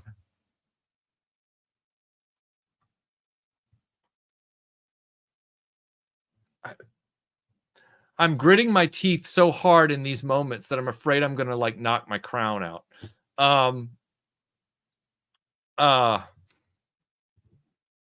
When Kylie arrives, will you and Melinda cook for her or take her out to eat? I think there's a big difference between paying for an appearance and paying for an in-person appearance. And I think it's insanity that the people who want this to happen, who are some of my closest friends in the world right here on this chat right now, they think that the legwork is that easy. Oh, God. Okay. Matt Movies, what are you doing? Thank you for the super chat. He says, for you, Michael, this money comes out of my fund to get Harrison Ford on Matt Movie 611. So now there's like the added guilt. Oh. The Kylie Fund is the new human fund. What are we doing? What am I doing here at this point? What are we doing? I've got to find a way to redirect this conversation. KBA for the Tim Tams Fund. Now thank you very. Wait a minute. Tim Tams are Australian.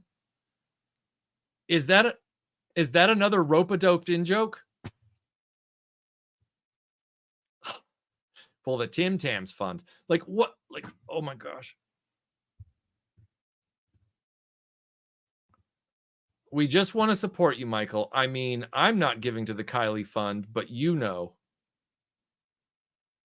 I appreciate that, Robert. I actually really appreciate that. So, you know. Oh my God, Rob K. Thank you for the super chat for the no fund. God, leave no. I can't get this out of your heads, to paraphrase Kylie. I can't get yeah, you are. Yeah, you are. Call now. The ticker. I know. It took almost forever just for Michael to concede to a Patreon. That is true. That is true. Thank you, Echo. I appreciate that. It's all right. Look, I know it's all done out of like true friendship and love. I get it. I just hope that you guys understand that, like, when the trolls come out, and because you guys are going to end up establishing this, you've kicked up a whirlwind, all of you, that you don't know where it's going to go. So when the trolls come out from the channels that troll me and start spinning up conspiracy theories and saying, oh my God, the guy that said he's never going to do this is doing it for this, and I'm not. I expect you guys to step into the breach, as Henry V said, and say, Michael had nothing to do with this. We had everything to do with this, and we're not going to let you drag Michael under the mud for this, when he said on the stream that he was like, no, don't do this. Don't do this. I meant it. I meant it. You guys have to step in and say, this is all us.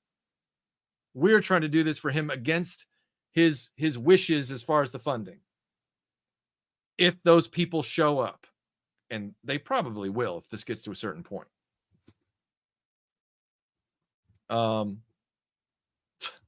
Guy Hammersley, regarding the Kylie fund, some people just want to watch the world burn. Yeah, that's true. Thanks for asking, King Eric. My neck is doing okay right now. It was a little dicey yesterday, but not anywhere near as bad as it was several weeks ago in the throes of this winter hell. So it's been good. Can we get Sally Struthers? Do you like Kylie? Sure, we all do. Chad, thank you for the super chat. You know what it's for. Chad's got a Chad. That's true. You right. What I didn't miss it. Yeah, Cute Fluff. You're in the middle of them starting an unofficial Get Kylie on RetroBlasting crowdfund, which I told them not to because RetroBlasting doesn't crowdfund. Laser Pants, what the? I very much appreciate the super chat, sir. It's a very generous super chat. I just want to say that Master Son 42 needs to be stopped. Oh.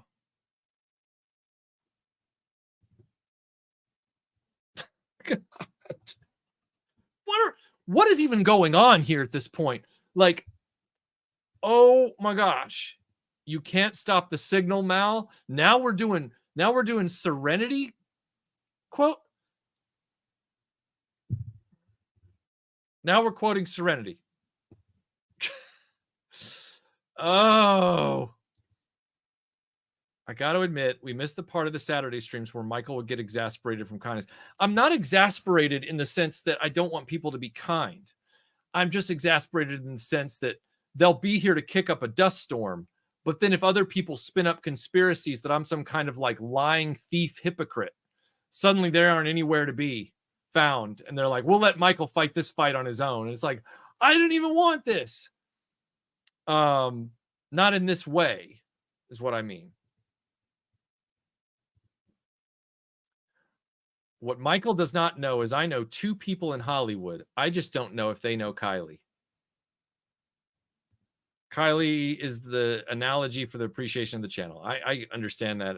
I do, Scott. But I want to say this.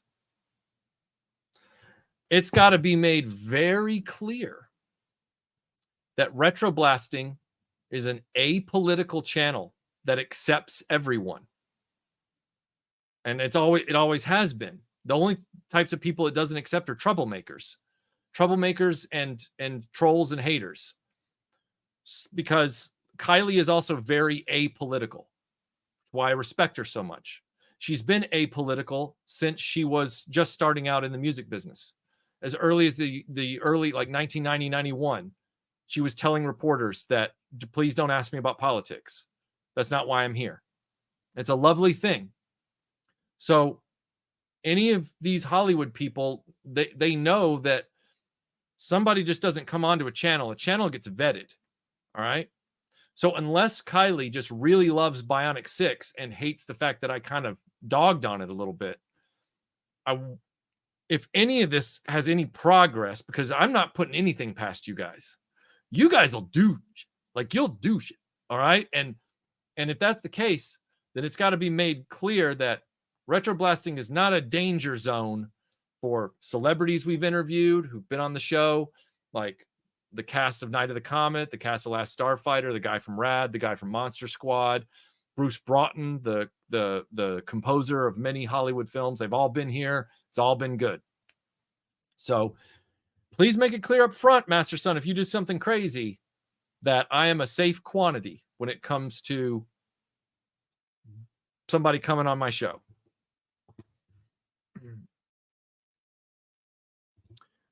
Oh, Jesse, that would be hilarious if it was true. Especially lately with her actual image behind me on the thing. Right.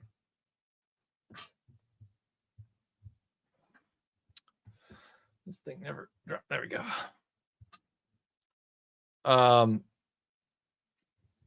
At this point, the Kylie fund might be as high as whatever she got for playing Cammy.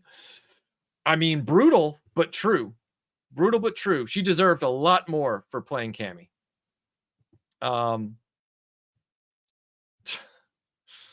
Well, I would like to think one day, look, I'll put it this way, man. If I was ever even in the position to have Harrison Ford on my channel, which is very unlikely, you would get an invite to come on as far as that stream was live. Like, meaning in real time. I wouldn't leave you out of that. So let's just all live in hope. Oh, it has, Lou. It has. And I appreciate you recognizing that. They're trying to get Kylie Minogue on my show, and they're trying to do it by doing an unofficial crowd fund through Super Chats to meet some sort of appearance fee that I don't even know what it is. Jason, thank you for the Super Chat. He says, not sure which fund to pick. Oh. The SC Comicon was kind of embarrassing. They called me Skibidi Toilet. What happened to you at SC Comicon? Mushroom, you're going to have to give some details on that. Kathleen Kennedy is worse than AIDS. For $2, £2. For £2, you've thrown me off just with that name and that avatar. Michael, I can't get you out of my head. You know what? I'm honored for you to say that, sir, or ma'am, or miss, or thank you for the £2. Thank you for believing in this channel, and thank you for the hilarious comment. Even Chad saw that and laughed. That's, yeah. Everyone would have more luck if they sent Kylie money, and the reason why. At the least, she may be hiding in the chat then. That's very astute, Drew. That's very astute. Very good thinking on your part. Michael, I don't have to step into the breach. I am the breach. That's true, especially given that it's a great gunsmith pun. That's actually very clever of you, Scott. Very clever.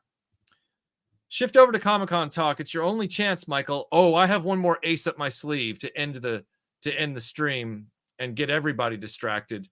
Let's see.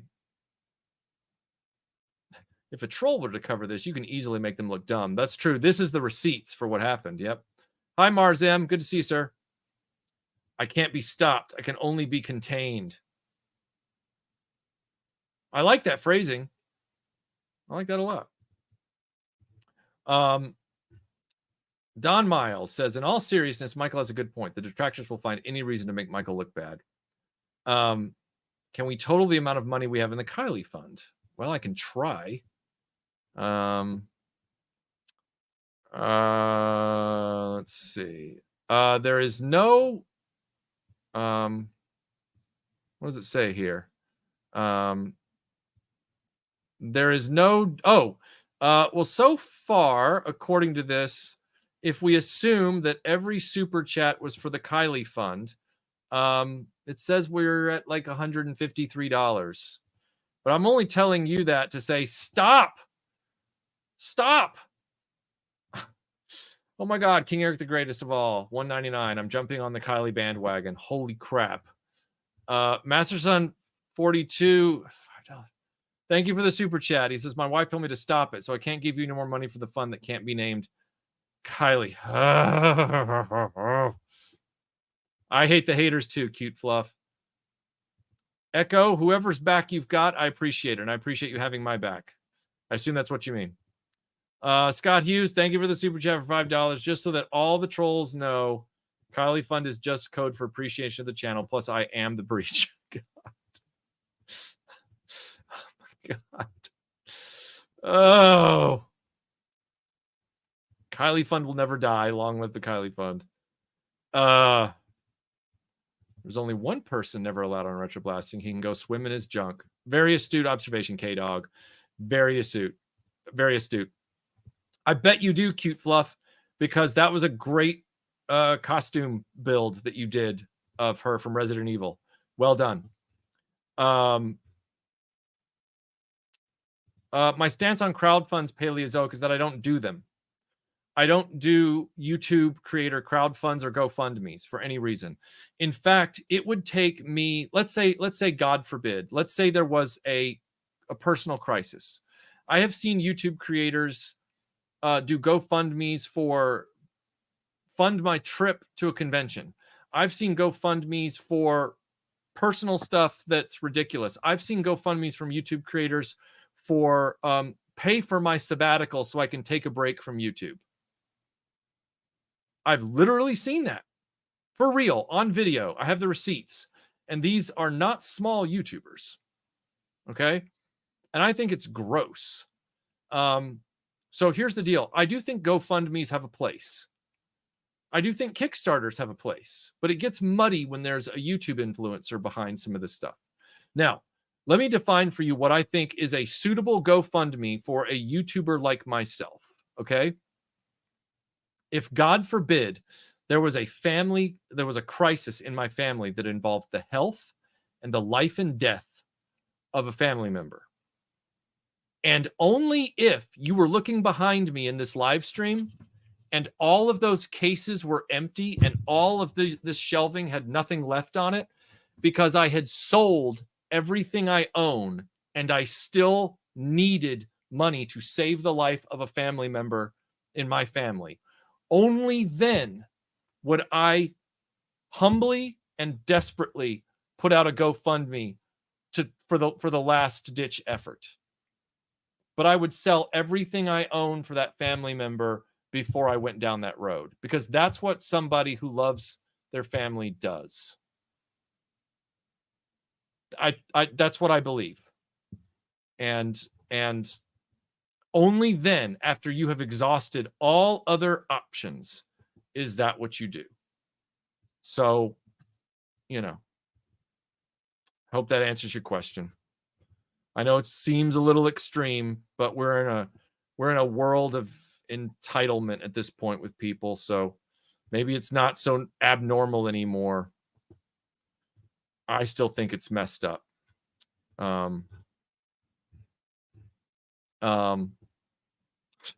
This isn't a GoFundMe. This is a damn it, you guys stop it. That's very true.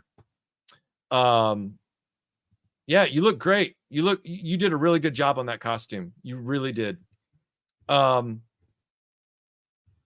see. How about Roger Moore? Roger Moore passed away. How would he make an appearance on this show? I loved the man to death, but he's not with us anymore.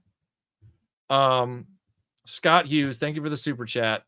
He says, for the Melinda quits her day job fund. Wow. Now we're getting rich.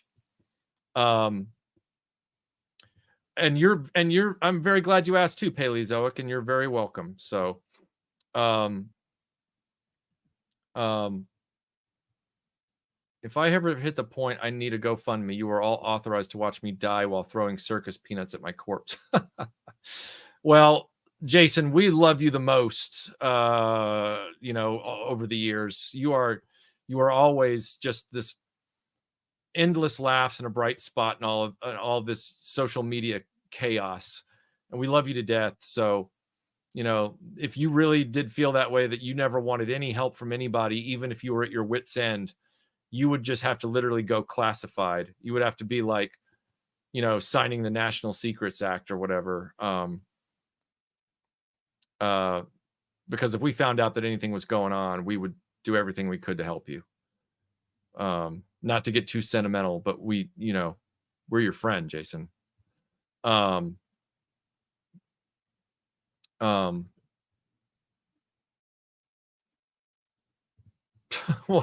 does that mean, Michael Schaefer? Oh, good. Only someone who loves their family. I was worried I'm safe. What does that mean?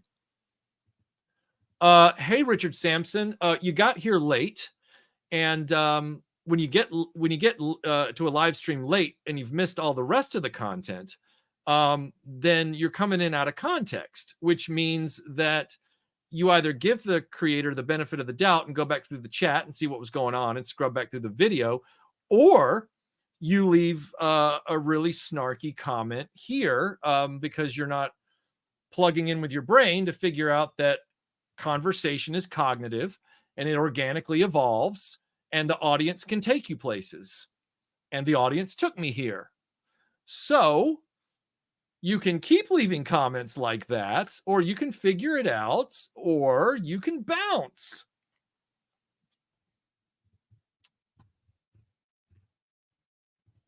Master Son 42, thank you for the super chat. He says, for the Melinda can quit her day job. Oh, for the Melinda can quit her day job fund, aka the Keep You Loved in Eternity, aka the KYLIE fund. Hey, fun fact, you know what Kylie means? It's an Aboriginal word that means boomerang. That is true.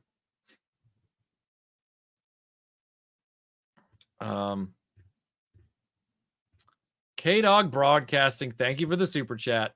That's a better funding for the Melinda gets to quit her day job. Wow. You're welcome, World Made of Cardboard. You're welcome. That's just the way it works. I like the idea of a Brit showing up, but dead in a clown suit. Why are you sad now, Jesse? Why are you sad? I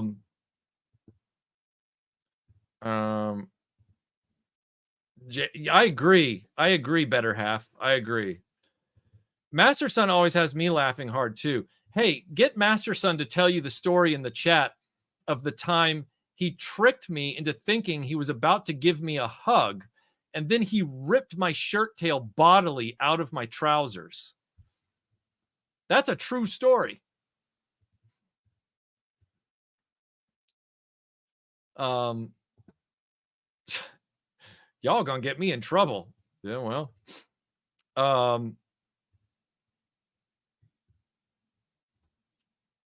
Okay, let's see. Don Miles says, wow, that's deep, Michael. Like you said, GoFundMe should be used for basically desperate life and death circumstances, not for narcissistic pursuits. Exactly. That's what GoFundMe was originally set up for. And I've always been disappointed in that organization that they got so addicted to probably, taking that small percentage of money to help people out that they just didn't vet the GoFundMes. Now they're just another Kickstarter thing. It's really gross. The chat is the captain now. Kylie Fun Forever. That's why she keeps coming back up in the chat. Your name wouldn't happen to be Dick, would it? Let's see. I just realized it's 8:00 and Melinda has just gotten dinner finished, and I'm running the clock out. Okay, first of all, I want to end on two things. I want to end on the day Mikey had to untuck his shirt. God. Wait, what is going on? Oh my God, Patrick Burt, thank you for the Canadian $13.99 for the Kylie Minogue fund, by the way. Looking forward and meeting JRD at the end of April and finally getting his autograph. Oh yeah, John Rhys Davies is great. Hopefully he'll bring a Raiders of the Lost Ark photo. He didn't have one on his table when I was there. He just had this triptych, and then he had full Last Crusade photos. So if you can get one shipped to you beforehand, I would do that. Otherwise, you'll probably have to choose that one, which I like just fine. I like that one a lot. So the stream is curing your depression. Awesome. So here's the thing. I want to end on this. First of all, I want to thank all of you for the fun chat tonight, for just hanging out and just supporting this channel with your camaraderie and your constant friendship and all the jokes and everything like that. You guys are the best. And also, I want to end on a final acquisition that will lead to a video in the future. Okay. And this should please a number of people who happen to see this. I acquired, because I felt like I had done arguably the best video about this on YouTube, I'm pretty sure. I was pretty proud of it. So I thought, I feel like since I own the movie, since I own the t-shirt, and since, you know, I did the video, I might as well literally have the soundtrack and complete the experience. So I went and purchased a sealed copy of Kandagawa Jet Girls for PS4 that comes with the CD soundtrack on the inside, a book. It's got the PS4 game, and it's never been opened. And I will eventually do some sort of video about this at the request of some of you who were in the live chat during the premiere of that April Fool's video. So I will eventually do some kind of playthrough video about this with running commentary. Oh yeah, King Eric, it was a real game. See, that's the thing about my April Fool's jokes. My April Fool's jokes aren't fake. All of my April Fool's stuff is couched in truth and reality, because the truth is stranger than fiction and it's funnier than fiction. All right. This is a sealed deluxe edition, not just your basic edition. This ain't basic. This is the deluxe Kandagawa Jet Girls edition of this game. Because when I do it up right. Moon Impossible Pie, thank you so much for the kind super chat. He says it's for the Moon Pie Fund. Look at how nice that sits there just on display, just like an old friend. For Kylie when she arrives at RetroBlasting. That's too kind, sir. Thank you. Don't you think this just like classes up the place a lot? I mean, it's like I got my Kylie poster, I got my display cases in the back, I've got my like microphone, and then I've got Kandagawa Jet Girls just like right here. Oh, so good. And Melinda says, ew. There it is. Oh man. All right. Rascal does not dream of Kandagawa Jet Girls. That is true. He does not, because he is classier than the rest of us. Oh, dude. Caleb, it's the funniest title of all time.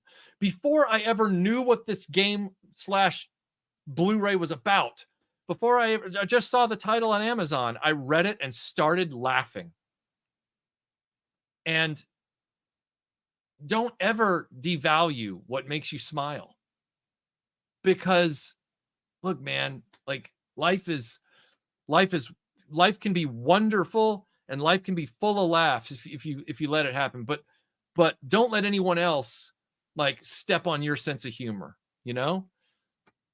To me, this is surreal and kitschy enough and silly enough and goofy enough and riding that line where it's not it's technically not porn, but it's also ridiculous, and it's like kind of like got that 90s afternoon syndicated television vibe of being somewhere between Nash Bridges and Baywatch, and it's so funny. And just the title, just, oh man, I wish that this had been a live action TV show in the 90s.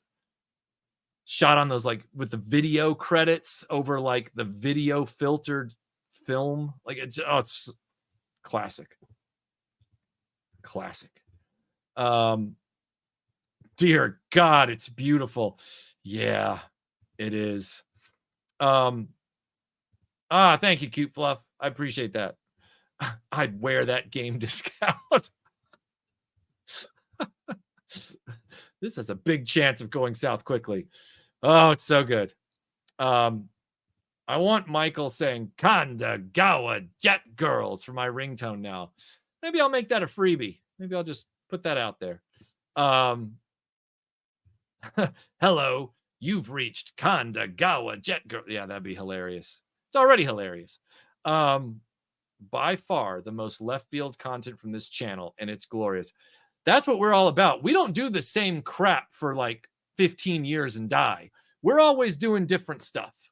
You never know when we're going to do it, but we're always doing different stuff. I'm definitely, without shame, going to watch Renegade now. I don't blame you. Babe, I don't blame you. If it brings you joy, watch it.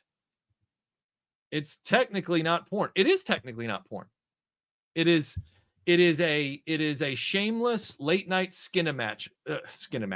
It is a late night shameless Skinamax equivalent is what it is. The game is full on PG-13. The game doesn't have any of that in it, according to the reviews that I read about the game when I was trying to research it once I figured out what it was. And apparently that was a sticking point for some players. They were disappointed that it wasn't that hard R. All right. Not prawn with Ewok feet. Oh man, it is. You're right. You're right, Cute Fluff. You're right. It's dinner time. I gotta go. It's dinner time. All right. Well, everybody, thank you so much for being here. Have a great night. And I will see you on the next video. I'm scripting it tomorrow, working on it. You'll get that video soon. It's Star Wars related. Don, you're welcome, and I will give my best to Melinda and the cats. I'll talk to you guys on the next video. Love you all, and have a great rest of your evening. I'll talk to you soon. Bye.